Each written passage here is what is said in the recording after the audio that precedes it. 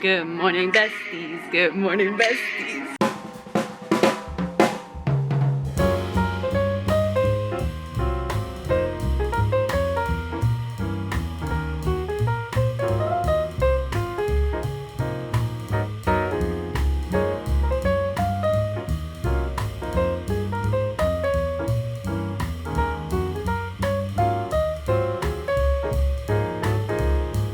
So we are on week 3 of 75 soft. I've been lacking a little with my filming. I did go to an event for some athletes prepping for the TCS Waterfront Marathon from Toronto. You know. I'll post some clips of that here. It was really fun. There was like a little running workshop. I learned a lot of new things, a lot of warm-up stuff, training things to help for prepping for your runs and prepping for races. And it kind of made me want to join a race. Maybe not a marathon quite yet, but a 5K. I would love to do a 5K race. The next one is like February, the main one in May, the Toronto Marathon. That does like the 5K, 10K. So I don't know. I think it'd be fun to train this winter, even if we start out on the treadmill and then as we get back into the warmer months. I mean, it's still runnable outside right now. So I think this week I want to focus on some running since we already started with that. Almost 6:30. I want to head to the gym by 6:45. My car battery actually died just yesterday. Jordan came in, charged it for me, and now it's working. Let's get ready.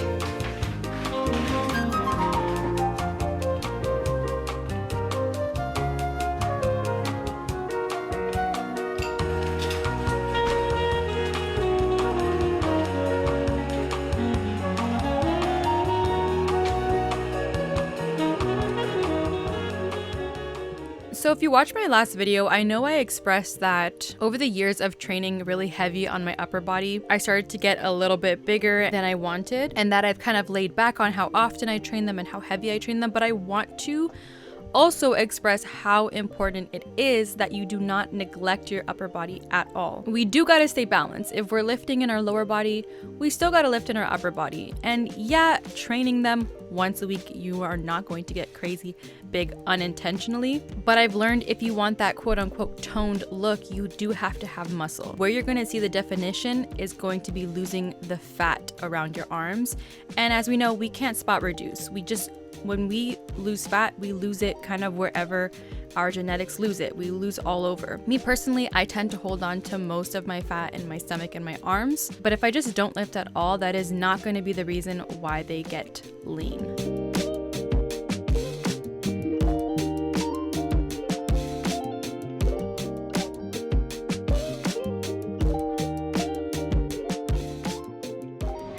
Not bad for a nice quick run, feel good run.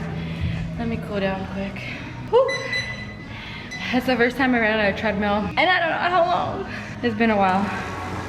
Easily over 6 months. But it's nice how when you keep moving, your body can just pick up things like that. Just pick up and move like a 1 mile run. 1 mile is not too bad. I've ran faster in the outdoors, but it's all right. That felt good. I think maybe tomorrow we'll do sprints. Also, I did one more exercise for upper body. I did 2-handle cable lat pull down. I just didn't record it because there was a lot of people around and I didn't want to disrupt anyone. But it was a good workout. Did some abs and we're good to go.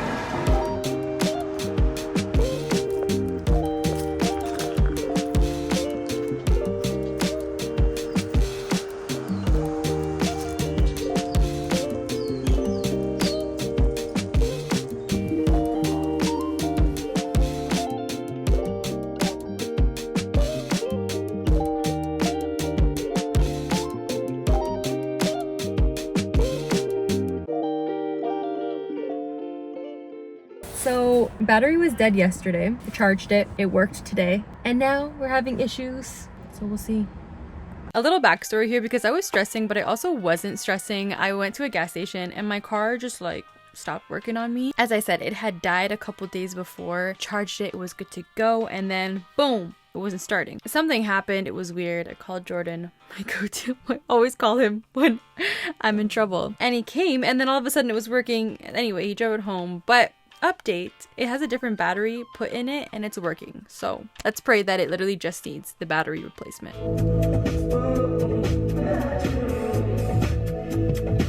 Let me fill you in on something new that I'm doing. I have hip dips. I have deep hip dips. I've always had them.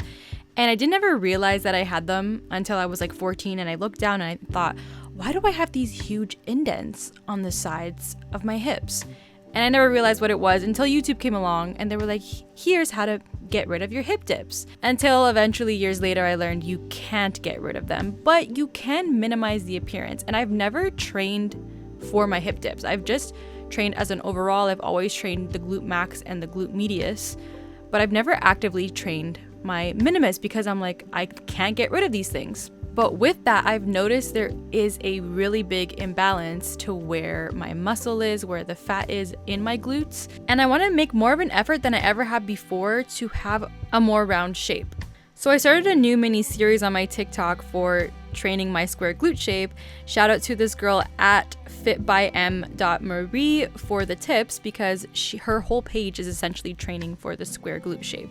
So I'm going to take those tips and those recommendations on trying different exercises that are going to be more for that glute minimus, like the side lunge that you just saw me doing, and like side lying leg lifts and side cable abduction. And we'll see how this helps over the months.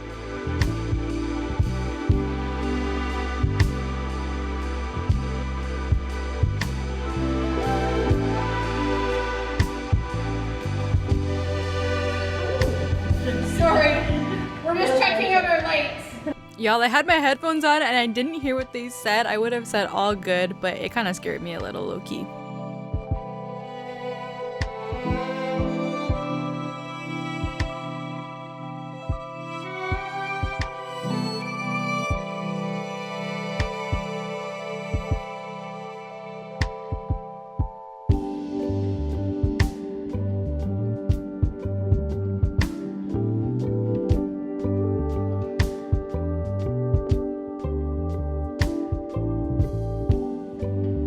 So basically, what I'm trying to train is these. They're pretty deep. We know we can't like get rid of them, but we can try to minimize the appearance. So grocery shopping and cooking as a whole is something I'm trying to get a little bit better at each week. It's not that I don't do it. Sometimes I just don't enjoy cooking, specifically dinners, but I'm learning what recipes I like, what things I enjoy doing, and how to balance that still living at home with my whole family, because I'm not trying to be selfish and just cook things for myself, but also the type of food that I like, I don't need anything too salty. I don't need anything with too much spices and so much flavor. So we're still working on that balance, but I've definitely made progress. Good morning! Welcome to welcome to semana número 4 of 75 soft. I think that's how you say it. Or this morning I'm having Greek yogurt, granola, and blueberry bowl before the gym. Oh, Trish, you didn't have your strawberries. Oh!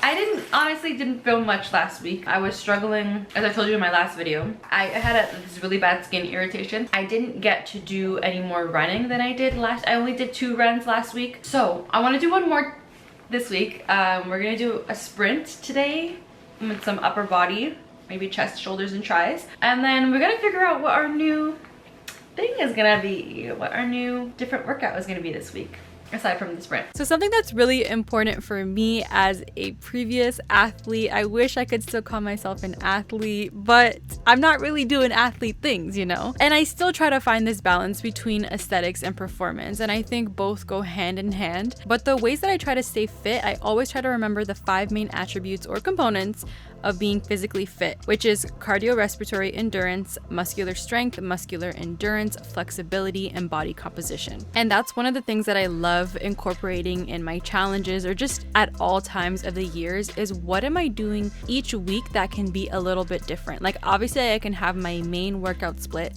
which is gonna go to muscular strength and a little bit of muscular endurance, but what about everything else? Our cardio, what kind of cardio are we doing?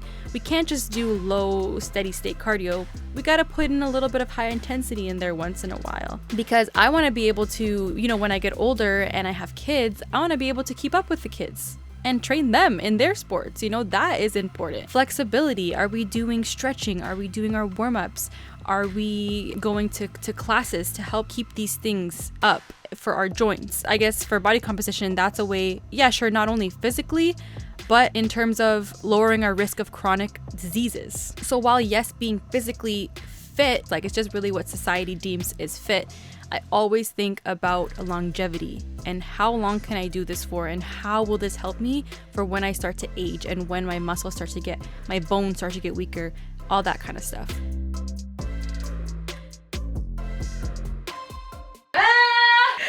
I'm freaking out. My apologies, editing Tati. Ew. Look at it. Ew. I have a fear of small holes. I think it's called trypophobia. It's so nasty. I just wanted to make some oatmeal, but I need a small pot. But the hardest part is you.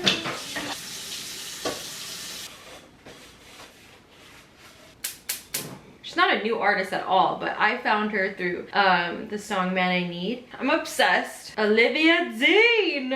Slay, girl!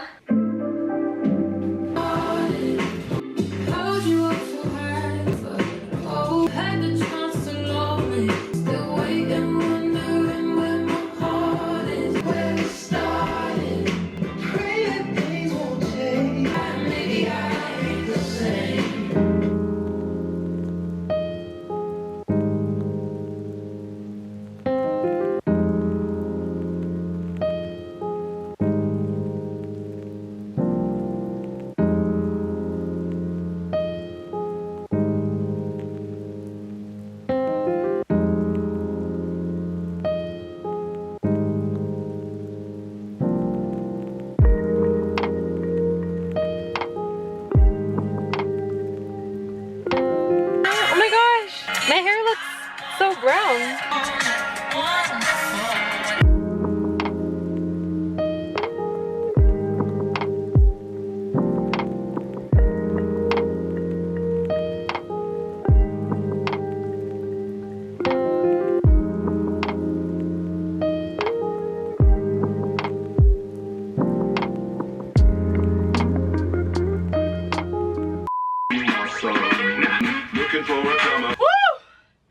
Holy crap!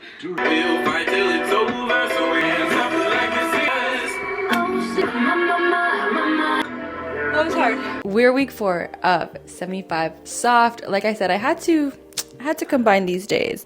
But this week, for week 4, I've decided my thing was dancing, my new activity, which has been really fun. I tried out a follow along YouTube workout, and then I did something for the first time. For the very first time, I did a lyrical dance class. That is something that I have been wanting to do quite literally my whole life. I did recreational dance and then maybe 1 year of competitive dance when I was like 6, 7, 8 or 9. I can't even really remember, but I want to say when I was 7. I was also doing soccer. Now, it's tough to do 2 competitive sports. My sister was also doing 2 competitive sports. So I had to make a decision, dance or soccer. And I chose soccer. I loved the sport. That was like my first love, my first passion. But I always still had a love for dance. And when Dance Moms came out, I was obsessed with it. Like that changed everything. Like almost to the point where I was just like, wow, I want to be on that show. The type of dancing that I did was like some ballet, mostly jazz, acro, some tap. When I saw Dance Moms, that's when I was first introduced to lyrical and contemporary. And I was just like, whoa, I didn't even know like that kind of dance existed. And I just loved it. I loved to watch it. I started following people in the dance world and just became obsessed. And nothing really happened over the years. I would just kind of practice on my own at home, teach myself some of the tricks. I got really into gymnastics at one point and taught myself that. But I took my very first hip hop class when I was 16. I tried to get into it and like commit for the full season into the recital, but I wasn't able to because of my soccer schedule. So I did like 3 classes, then that was it. Now into 10 years later, I'm 25 now. It was still, I would just dance in my basement, just play music and just move, and I don't know, it's something like inside of me that feels the music, but I don't have the training to really know exactly what moves to do and really the technique and how to do it. I just move my body, and it may not look good, but it feels good, you know? So it was really cool to do the lyrical class when we were doing some of the turns, some of the jumps. Was I good? No. Is my right leg significantly more unflexible than my left? Yes, it's always been that way. It's horrible. But yeah, that was kind of like a childhood dream fulfilled. And just yesterday, I also did a hip hop class for the first time in like 9 years. I didn't enjoy it as much. Like, I do like to move to the beat of like hip hop, but it's a different style, I think, that I like, that I'm into, more like commercial hip hop, commercial jazz, contemporary, that kind of thing. I feel like I like more. So I don't know, it's tough I kind of want to commit to the lyrical class. They have a recital in December for Christmas, and then in the new year you learn a routine, and then they have another recital in June, end of the year. It's a ladies class. Like, the women there are my age or a little bit older. You know, maybe to the outside world it seems like, girl, you're 25, like, move along, you know? I don't know, I think there's just something so special in doing things that you didn't get to as a child, or didn't get a chance to, or I don't know, things just never happened, you know? We'll see, but it makes me excited thinking about it. My knees, though, they have bruises. They had this one move where, I don't know how to explain it, but you land on your knees, and I had bruises everywhere. That's been exciting this week, for sure, trying dance as a new activity. It's already week 4, and we finished the book. I didn't start it at the beginning of the challenge. I actually started this earlier in the year. It's taken me a little bit to finish, but it was just so good that I had to prolong it. You know, I had to make sure I was reading each page thoroughly. That's why it took me so long, is what I like to say. God knew I needed this book. At the time, like, I was doing well. Get out of your head. And then I wasn't doing well in certain months. Last month, I really needed this book. And I'm glad that I had already started it and had already been incorporating the topics, incorporating the things in this book, because it was just so good. Like, you can literally rewire your brain. The overthinkers out there, 1-to-1, like, we can change the way that we think. We really can. I guess they say it's like a science thing. I read the book and I can't even remember. These are the type of things that you don't want to be thinking. If I don't look up for myself, who will? Nothing is as good as it seems. If I've learned anything, it's that you should never trust what people say. If I don't keep my guard up, I'll get taken advantage of. I'm fine. I don't need help from anything or anyone. Like, when you think that way, things are gonna turn out that way. This is Get Out of Your Head by Jenny Allen. She has some pages in here that is like, I have a choice. This is one way it can go, and then this is another way it can go. If the emotion that I'm feeling is self-pity, the thought is gonna be, I am a victim to my circumstances. The behavior becomes complaints. The relationships places blame, and the consequence is consistently unhappy. Now, if the emotion you're feeling is self-pity, and you disrupt that with I choose to be grateful, the thought becomes my circumstances are an opportunity to experience God. The behavior becomes you give thanks, relationships are forgiving, and the consequence is joyful. When you are feeling a negative emotion, instead of falling into that and becoming the victim to the circumstance, you disrupt that thought.